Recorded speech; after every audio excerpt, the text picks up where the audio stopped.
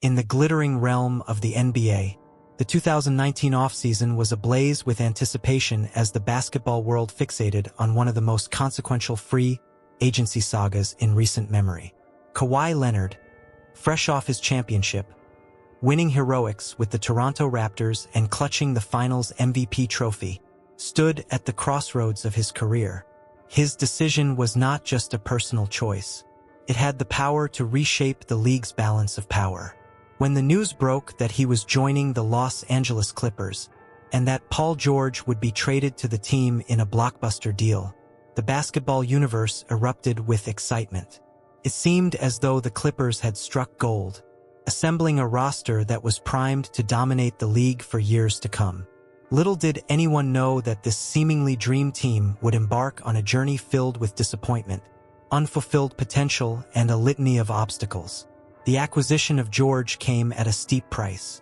The Clippers parted ways with a treasure trove of assets, including unprotected future first-round picks, a protected first-rounder 2-pick swaps, and budding star Shai Gilgeous-Alexander, along with Danilo Gallinari.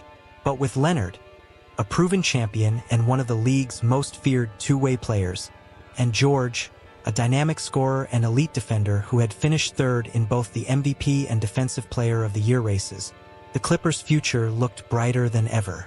Their roster was rounded out with a collection of solid role players, creating a perfect storm of talent that was expected to bring multiple NBA championships to the Staples Center. However, as the 2019-2020 season tipped off, the cracks in the Clippers' championship aspirations began to surface. The team's chemistry, or lack thereof, became a major talking point. Leonard and George, both accustomed to being the focal points of their respective teams, seemed to struggle with integrating into a new collective. They had their own personal entourages, which included bodyguards and trainers, and they often made decisions about their playing time and participation in practices independently. Leonard's decision to live in San Diego and commute to games led to frequent tardiness for team flights, and both players' reluctance to engage with the media after games left their teammates to shoulder the burden of post-game interviews. This created a sense of division within the team, and the lack of unity was palpable on the court. Despite these internal issues, the Clippers managed to post impressive regular season numbers. They boasted the second-best offense and the fifth-best defense in the NBA, and after the All-Star break, they went on a 6-game winning streak. But then, the COVID-19 pandemic hit, throwing the entire sports world into disarray. When the NBA resumed play in the Orlando bubble, the Clippers' momentum came to a screeching halt. A series of off-court issues further compounded their problems. Players like Zubac and Shamet tested positive for the virus, while Morris and Jermichael Green arrived late to the bubble. Patrick Beverley and Lou Williams had to leave the bubble due to personal reasons, with Beverley missing a month of action and Williams being sidelined for 10 days after a controversial visit to a strip club. These disruptions severely affected the team's rhythm and continuity, and their performance in the playoffs suffered as a result. In the 2020 playoffs, the Clippers faced the Dallas Mavericks in the first round. Luka Doncic, the young Slovenian sensation, gave the Clippers a scare, leading the Mavericks to tie the series at 2-2. But the Clippers managed to advance, setting up a second-round matchup against the Denver Nuggets. This is where the wheels really came off. The Clippers had a commanding 3-1 series lead, but they squandered it in spectacular fashion. In Game 5, they blew a 15-point halftime lead, and in Game 6, they surrendered a 16-point lead at the half. The Nuggets outscored them 64-35 in the last 2 quarters of Game 6. In the decisive Game 7, the Clippers once again had a halftime lead but failed to close out the series.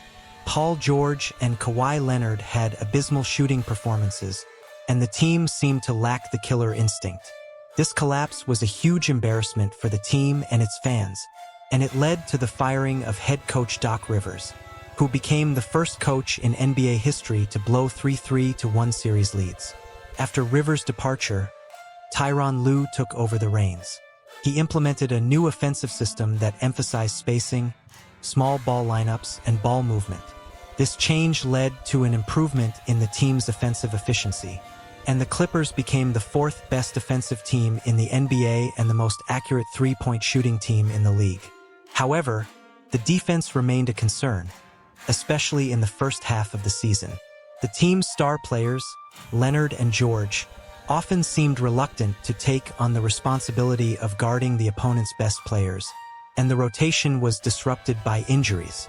In the 2021 playoffs, the Clippers once again faced the Mavericks in the first round. Luka Doncic dominated the early games, but Tyronn Lue made some crucial adjustments. He removed Zubac from the starting lineup and relied more on small ball lineups. He also benched some big-name players when necessary.